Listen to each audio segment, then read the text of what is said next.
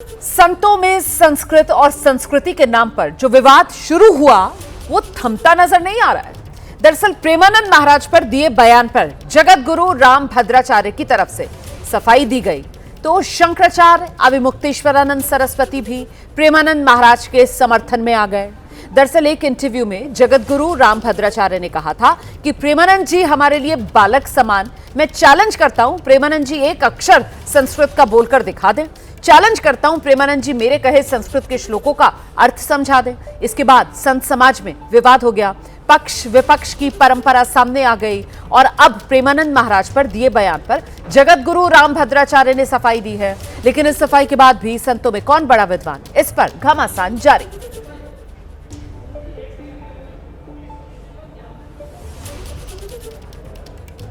तो आगे बढ़ने से पहले अब यह जानना जरूरी, जगत गुरु राम भद्राचार्य ने क्या कहा था और अब सफाई क्या दी है।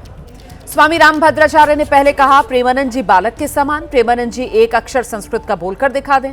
स्वामी राम भद्राचार्य जी अब बोले मैं प्रेमानंद जी का सम्मान करता हूं, मैंने सिर्फ संस्कृत के अध्ययन की बात की थी।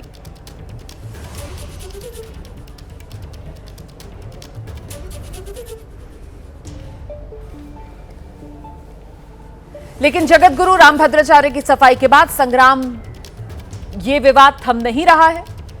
शंकराचार्य स्वामी अविमुक्तेश्वरानंद ने दावा किया अपनी ही बड़ाई करना शिष्टाचार नहीं। उन्हें यानी जगत गुरु राम भद्राचार्य को कैसे पता कौन संस्कृत में नहीं बोलेगा। शास्त्र पढ़कर भी मूर्ख होते हैं, जो क्रियावान नहीं विद्वान होता है। और उन्होंने आगे कहा भगवान के काम में संस्कृत का ज्ञान जरूरी नहीं। स्त्री पुरुष के चरित्र पर बयान को लेकर चर्चा में रहे प्रेमानंद महाराज पर सबसे पहले जगत गुरु राम भद्राचार्य ने सवाल उठाए थे। उन्होंने कहा था पहले विद्वान लोग ही कथा वाचन करते थे, आजकल मूर्ख लोग धर्म का ज्ञान दे रहे हैं। प्रेमानंद जी हमारे लिए बालक के समान हैं।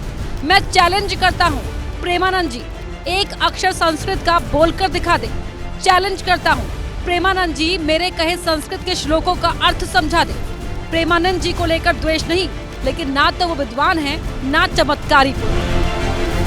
जगत गुरु राम भद्राचार्य के बयान पर मतभेद बढ़ा तो वो सफाई देने सामने आए, लेकिन चुनौती भी दे दी। मैंने प्रेमानंद जी के लिए कोई भी अभद्र टिप्पणी नहीं की है। वे मुझे मेरी दृष्टि में एक बालक को पुत्रवत है।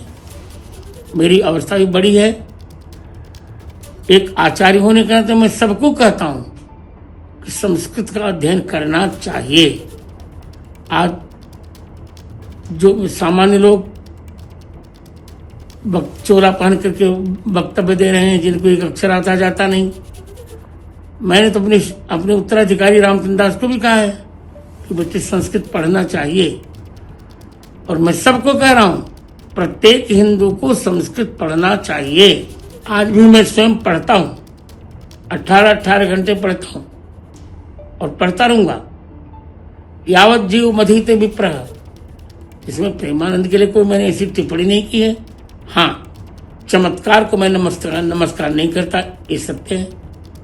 ये तो मैंने अपने शिष्य धीरेन्द्र शास्त्री को भी कहा बेटा पढ़ो लिखो।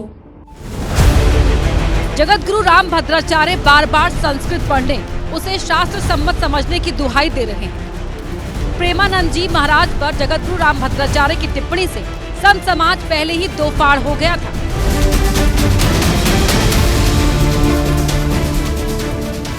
किसी एक व्यक्ति के महान होने से यह साबित नहीं होता कि दूसरा व्यक्ति छोटा हो जाता। कि राम भद्राचार्य जी का प्रेमानंद जी के ऊपर जो टिप्पणी थी वह अनुचित थी। कई बार वो ऐसी टिप्पणी करते रहते हैं जो नहीं करनी चाहिए, असामाजिक। राम भद्राचार्य जी महाराज ज्ञान के समुद्र हैं, तो प्रेमानंद जी प्रेम के और भक्ति के समुद्र हैं। जिस तरीके से आप देख रहे हैं कि कथावाचकों में ज्ञान कम होने के लिए, संस्कार कम होने की वजह से कई तरीके की सामाजिक भ्रांतियां फैल रही हैं, तो इसीलिए उन्होंने ये शब्द बोले और मैं उनका पूर्ण तरह से समर्थन करता हूँ। राम भद्राचार्य जी संस्कृत की बात करते हैं, प्रेमानंद महाराज जी बहुत विद्वान है संस्कृत में, कभी उनसे प्रवचन साक्षात्कार करके देखिए। कोई रियल में संत है तो कोई रील में संत है। ये समाज के लोगों का काम है, इसे स्वीकार करते हैं। प्रेमानंद महाराज के पक्ष में महाकुंभ में भगवान राम का रूप धारण कर सुर्खियों में आए 5 साल के बाल राम शिरीष बाहुबली महाराज भी उतरे। उन्होंने भी जगत गुरु राम भद्राचार्य की टिप्पणी पर ऐतराज जताया। राम भद्राचार्य ने जैसे प्रेमानंद महाराज जी को बोला, उनको ऐसा नहीं बोलना चाहिए। एक संत को दूसरे संत पे ऐसे शब्दों का प्रयोग नहीं करना चाहिए। भगवान भाषा के भूखे नहीं, भगवान भाव के भूखे हैं। जो भगवान को भाव से बुलाएगा, भगवान उसके पास चले आएंगे। राम भद्राचार्य की सफाई के बाद प्रेमानंद महाराज और जगत गुरु राम भद्राचार्य का विवाद सुलझता उससे पहले ही स्वामी अभिमुक्तेश्वरानंद प्रेमानंद महाराज के समर्थन में उतर आए। स्वामी अभिमुक्तेश्वरानंद ने जगत गुरु राम भद्राचार्य का नाम तो नहीं लिया, लेकिन उनके बयान से साफ है कि ज्ञान और संस्कृत भाषा को लेकर विवाद रुका नहीं है। सिर्फ प्रेमानंद महाराज ही नहीं, कथावाचक अनिरुद्धाचार्य के भी कई ऐसे बयान सामने आए जिससे काफी हंगामा मचा। कथावाचकों के दिए बयानों पर विवाद हो ही रहा था कि जगत गुरु राम भद्राचार्य ने कथावाचकों के खुद के ज्ञान पर सवाल उठा दिए और अब बात बढ़ी है तो फिलहाल थमती नहीं दिख रही है। आम आदमी पार्टी के नेता हैं, दिल्ली सरकार में पूर्व मंत्री रहे हैं सौरभ भारद्वाज, और सौरभ भारद्वाज पर ईडी का शिकंजा कस गया है। दरअसल अस्पताल निर्माण घोटाले में सौरभ भारद्वाज के घर समेत दिल्ली एनसीआर में 13 जगह ईडी की छापेमारी हुई है। आज इसी को लेकर अब सियासत गरमाई हुई है। इस वक्त का अपडेट यह है कि बड़ी तादाद में आम आदमी पार्टी के कार्यकर्ता सौरभ भारद्वाज के घर के बाहर जमा हैं। जमकर नारेबाजी हो रही है केंद्र सरकार के खिलाफ, बीजेपी के खिलाफ, केंद्रीय एजेंसी के खिलाफ।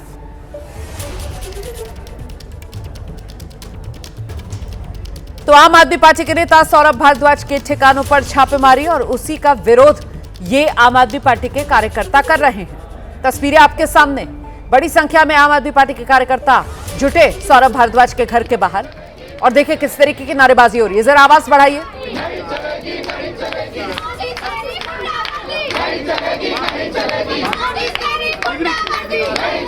सीधे आपको लेकर चलेंगे, हमारे साथ हमारे सहयोगी सुशील पांडे इस वक्त मौजूद हैं। सुशील, हम दर्शकों को ये तस्वीरें भी दिखा रहे हैं और खबर भी सुबह से बता रहे हैं कैसे आज ईडी का शिकंजा सौरभ भारद्वाज पर कसता हुआ। सौरभ भारद्वाज के घर पर ईडी की टीम की रेड। अब तो बड़ा जमावड़ा आम आदमी पार्टी के कार्यकर्ताओं का नजर आ रहा है। निशाने पर वो सीधे केंद्र सरकार को ले रहे हैं। सियासत किस रूप में गरमा रही है सुशील?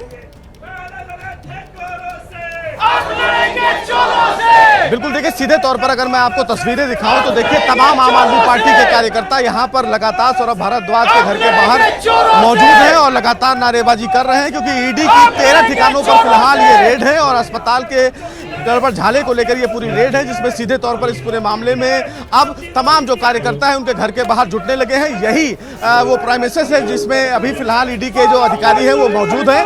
हमारे साथ आम आदमी पार्टी के विधायक मौजूद है संजीव झा, हमसे बात करते हैं। सर, क्या ये पूरा विरोध है और तमाम जो लोग आप लोग इकट्ठा हुए हैं, क्या इसके पीछे की वजह? फिर से भाजपा का एक फर्जी केस, फर्जी जांच और ईडी का छापा। ये जिस केस की बात कर रहे हैं उसमें सौरभ मंत्री नहीं थे, आप कहते हो मंत्री रहते, गड़बड़ियां करी तो इतना होमवर्क तो कर लेते। तो फिर ये जांच क्यों हो रही है? ये जांच केवल इसलिए हो रही है कि 2 दिन से देश सवाल पूछ रहा है कि मोदी जी अपनी डिग्री दिखा दो, डिग्री दिखा दो। अटेंशन डाइवर्ट करने के लिए ये रेड हो रहा है। लेकिन तुम ये समझते हो कि रेड करके हम आवाज दबा देंगे, डरा देंगे, हम तो आद होगे तुम्हारे ईडी की, तुम्हारे सीबीआई की। तुम जितने आवाज लगाओगे, तुम जितना रेड करोगे, उतने ही आवाज मजबूत होगा। ईडी कह रही है कि उनके पास पुख्ता सबूत है, तमाम दस्तावेज है और उन्हीं दस्तावेजों को खंगालने के लिए ईडी यहां पहुंची है। एसीबी ने इस मामले में केस दर्ज किया था जिसमें ये तमाम चीजें निकल कर आई कि 50% अस्पताल बने ही नहीं थे। बड़ा आश्चर्य है, एसीबी ने रेड नहीं किया, एफआईआर तो एसीबी में था ना। तब मैं कह रहा हूं कि ईडी को इन्होंने अपनी एक डराने की विंग बनाकर रखा हुआ कि ईडी का रेड हो गया, ईडी से तो डर ही जाएंगे। सुप्रीम कोर्ट ने बार बार ईडी को कोसा है, बार बार कहा है, क्रुक्स तक कह दिया कि ये ईडी क्रुक की तरह काम कर रही है। तो इससे अब बड़ा घटिया बयान ईडी वाले क्या हो सकता है? लेकिन ये बेशरम लोग हैं, ये तुम्हारे इस ईडी से हमने डरने वाले। आपने कहा बिल्कुल ठीक कहा, हमारे सारे शीर्ष के नेता जेल होकर आ गए, तो तुम्हारे ईडी सीबीआई से क्या डरेंगे? ईडी सीबीआई का खेल करना मोदी जी बंद कर दो आप। हम आपको सवाल पूछते रहेंगे कि मोदी जी अपनी डिग्री दिखाओ, ये ईडी से डराना बंद कर दो। तुम्हारे ईडी सीबीआई से नहीं डरने वाले। तुम जितना ईडी सीबीआई करोगे उतनी ही आवाज मजबूत होगी। तुम्हारे डिग्री पे भी सवाल पूछेंगे, तुम्हारे नकारेपन भी सवाल पूछेंगे, तुम्हारी निष्ठा पे भी सवाल पूछेंगे। बारिश में भी खड़े हुए हैं आपके कार्यकर्ता, तमाम बारिश में भी खड़े हुए हैं। देखिए, ये आम आदमी पार्टी की जो गंभीरता है, सौरभ भाई के 7 लोग जुड़े हैं, आम आदमी पार्टी के 7 लोग जुड़े हुए हैं, ये दर्शा रहा है। तो इसलिए एक बात समझ लो आप कि तुम कितनी भी कोशिश क्यों ना कर लो, सौरभ भारद्वाज निर्दल सवाल पूछता रहेगा, आम आदमी पार्टी को सवाल पूछते रहेंगे, बार बार पूछते रहेंगे कि तुम्हारी भाई बताओ डिग्री कहाँ है। ईडी जो जांच कर रही है, आपके हिसाब से क्या लगता है ईडी के जांच? ईडी मैं क्या, सुप्रीम कोर्ट कह रही है कि ईडी एक पार्टी की तरह काम कर रही है। ईडी इंडिपेंडेंट जांच एजेंसी नहीं है, ये पूरा देश कह रहा है। तो हमारे सबको पता है कि मोदी डराने के लिए ईडी का कर रहे हैं। फ्रेंड, भारत की सक्सेस स्टोरी के बीज करीब करीब 13 साल पहले बोए गए थे। 2012 में जब मैं यहां का मुख्यमंत्री था, तब हमने मारुति सुजुकी को हंसलपुर में जमीन अलॉट की थी। विजन उस समय भी आत्मनिर्भर भारत का था, मेक इन इंडिया का था।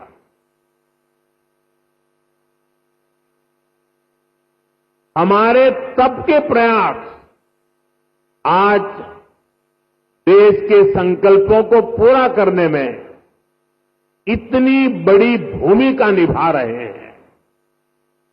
साथियों, मैं इस अवसर पर स्वर्गीय ओसामू सुजुकी-सान को हृदय से याद करना चाहूंगा। हमारी सरकार को उन्हें पद्म विभूषण से सम्मानित करने का सौभाग्य मिला था। मुझे खुशी है, उन्होंने मारुति सुजुकी इंडिया का जो विजन देखा था, वो आज हम इसके इतने बड़े विस्तार के गवाह बन रहे हैं। साथियों, भारत के पास डेमोक्रेसी की शक्ति है और भारत के पास डेमोग्राफी का एडवांटेज है। हमारे पास स्किल्ड वर्कफोर्स का बहुत बड़ा पूल है, इसलिए कि हमारे हर पार्टनर के लिए विन विन सिचुएशन बनाता है। आज आप देखिए, सुजुकी जापान भारत में मैन्युफैक्चरिंग कर रही है और जो गाड़ियां बन रही है वो वापस जापान को एक्सपोर्ट की जा रही है। ये जापान और भारत के रिश्तों की मजबूती तो है ही, भारत को लेकर ग्लोबल कंपनियों के भरोसे को भी ये आपके सामने प्रस्तुत करता है। एक तरह से मारुति सुजुकी जैसी कंपनियां मेक इन इंडिया की ब्रांड एम्बेसडर बन चुकी है। लगातार 4 साल से मारुति भारत की सबसे बड़ी कार एक्सपोर्टर है। अब आज से ईवी एक्सपोर्ट को भी उसी स्केल पर ले जाने की शुरुआत हो रही है। अब दुनिया के दर्जनों देशों में जो ईवी चलेगी उसमें लिखा होगा मेड इन इंडिया।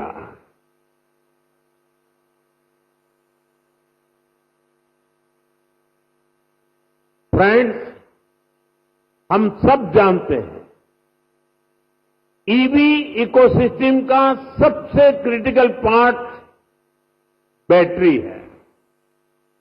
कुछ साल पहले तक भारत में बैटरी पूरी तरह इंपोर्ट होती थी। ईवी मैन्युफैक्चरिंग को मजबूती देने के लिए ये जरूरी था भारत बैटरीज का भी निर्माण करे।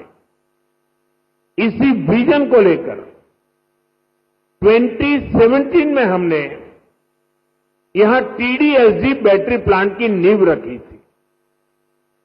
टीडीएसजी की ही नई पहल पर इस फैक्ट्री में 3 जापानी कंपनियां मिलकर भारत में पहली बार सेल मैन्युफैक्चर करेगी।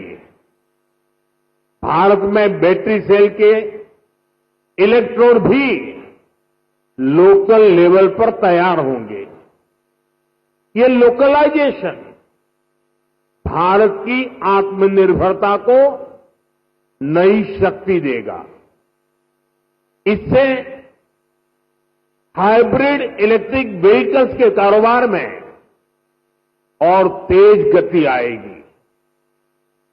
मैं आपको इस ऐतिहासिक शुरुआत के लिए अपनी अनेक अनेक शुभकामनाएं देता हूं। साथियों, कुछ साल पहले उस समय तक ईवी को केवल एक नए ऑल्टरनेट के तौर पर देखा जाता था, लेकिन मेरा मानना रहा है ईवी कई समस्याओं का ठोस समाधान है। इसलिए पिछले साल मैंने अपनी सिंगापुर विजिट के दौरान कहा था, हम अपनी पुरानी गाड़ियों को, पुरानी एम्बुलेंसेस को हाइब्रिड ईवी में बदल सकते हैं। मारुति सुजुकी ने इस चुनौती को स्वीकार किया और केवल 6 महीने में एक वर्किंग प्रोटोटाइप तैयार कर दिया। अभी मैंने वो हाइब्रिड एम्बुलेंस का प्रोटोटाइप देखा भी है। ये hybrid ambulance PME drive scheme में पूरी तरह फिट बैठती है। लगभग 11,000 करोड़ रुपए की इस योजना में ई एम्बुलेंस के लिए भी बजट निर्धारित किया गया है। हाइब्रिड ईवी से पॉल्यूशन भी घटेगा और पुराने व्हीकल्स को ट्रांसफॉर्म करने का विकल्प भी मिलेगा। साथियों, क्लीन एनर्जी और क्लीन मोबिलिटी ये हमारा फ्यूचर है। ऐसे ही प्रयासों से भारत तेजी के साथ क्लीन एनर्जी और क्लीन मोबिलिटी का एक रिलायबल सेंटर बनेगा। साथियों, आज जब दुनिया सप्लाई चेन डिसरप्शन से जूझ रही है, ऐसे समय में लगता है कि भारत ने पिछले दशक में जो नीतियां बनाई वो देश के कितने काम आ रही है। 2014 में जब मुझे देश ने सेवा का अवसर दिया, उसके बाद से ही हमने इसकी तैयारी शुरू कर दी थी। हमने मेक इन इंडिया अभियान शुरू किया। ग्लोबल और डोमेस्टिक मैन्युफैक्चरर्स दोनों के लिए देश में अनुकूल वातावरण बनाया।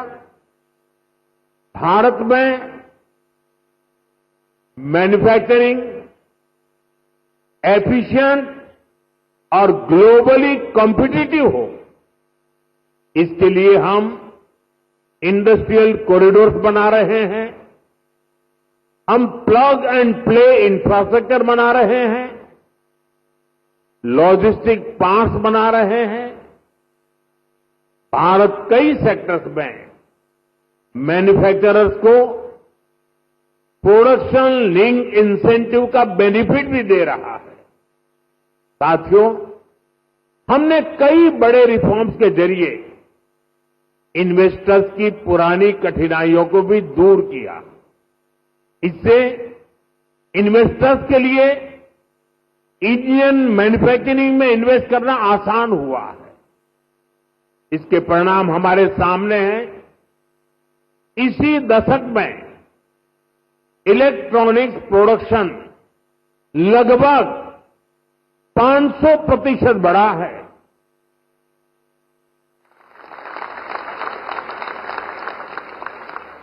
मोबाइल फोन प्रोडक्शन 2014 की तुलना में 2700% तक बढ़ गया है। डिफेंस प्रोडक्शन में भी पिछले दशक में 200% से भी ज्यादा की वृद्धि हुई है। ये सक्सेस आज भारत के सभी राज्यों को, हर एक राज्य को भी मोटिवेट कर रही है। उनके बीच रिफॉर्म्स को लेकर, इन्वेस्टमेंट को लेकर एक हेल्दी कंपटीशन शुरू हुआ है, जिसका लाभ पूरे देश को मिल रहा है। और मैं हर मीटिंग में, व्यक्तिगत बातचीत में और सार्वजनिक रूप से सभी राज्यों को कहता रहा हूं कि हमें प्रोएक्टिव होना होगा, हमें प्रो डेवलपमेंट पॉलिसीज बनानी होगी, हमें सिंगल विंडो क्लियरेंस पर बल देना होगा, कानूनों में रिफॉर्म्स को बल देना होगा। और ये कंपटीशन का जमाना है। जो राज्य जितनी तेजी से अपनी पॉलिसीज को नीट एंड क्लीन रखता है, इफ्स एंड बट्स के बिना रखता है, तो इन्वेस्टर का विश्वास बढ़ता है। इन्वेस्टर आने के लिए हिम्मत के साथ आता है। आज पूरी दुनिया भारत की तरफ देख रही है। ऐसे में कोई राज्य पीछे नहीं रहना चाहिए। हर राज्य ने अवसर लेना चाहिए। ऐसे कॉम्पिटिशन होगा, हिंदुस्तान में आने वाले इन्वेस्टर को सोचने में तकलीफ हो कि मैं इस राज्य में जाऊं कि उस राज्य में जाऊं। इतना क्लियर कट होना चाहिए कंपटीशन। इससे देश को लाभ होने वाला है। और इसलिए मैं सभी राज्यों को निमंत्रण देता हूं कि आइए, रिफॉर्म की स्पर्धा करें, गुड गवर्नेंस की स्पर्धा करें, प्रो डेवलपमेंट पॉलिसी की स्पर्धा करें और हम 2047 विकसित भारत बनाने के लक्ष्य को तेज गति से पार करने में अपनी भागीदारी सुनिश्चित करें।